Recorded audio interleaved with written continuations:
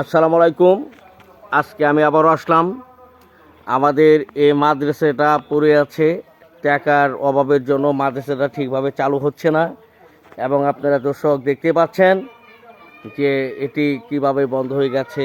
এখন আবার আমরা নতুন করে এটাকে চালু করার জন্য উদ্যোগ নিতে চাচ্ছি, এবং আপনারা সবাই মিলে যদি এটা সহযোগিতার হাত বাড়িয়ে দেন, তাহলে ইনশাল্লাহ আবার এই মাদ্রাসাটি পূর্ণতায় চালু হবে।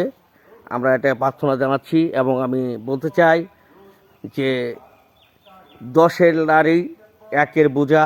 সবাই মিলে যদি এটার উদ্যোগটা আমরা সবাই গ্রহণ করি, তাহলে আমার মনে হয় এই মাদ্রাসাটাকে আবার নতুন করে চালু করানো যাবে। তো আমি বলতে চাই আমরা সবাই মিলে এটাকে সহযোগিতা করে এই মাদ্রাসাটাকে আবার নতুন করে চালু করার উদ্যোগ নিতে চাচ্ছি। দেখতে পাচ্ছেন মাদ্রাসার প্রত্যেকটা জিনিস কেমন করে নষ্ট হয়ে যাচ্ছে। এবং দর্শক ভাই, আপনারা সবাই এই ভিডিওটাকে সর্বস্ব শেয়ার করে দিবেন, যেন অতি শীঘ্রই মাদ্রাসাকে আবার নতুন করে চালু করানো যায়। দেখতে পাচ্ছেন মাদ্রাসার পরিস্থিতি খুবই খারাপ। আমরা এটাকে নতুন করে আবার চালু করতে চাই। ধন্যবাদ, সবাই ভালো থাকবেন।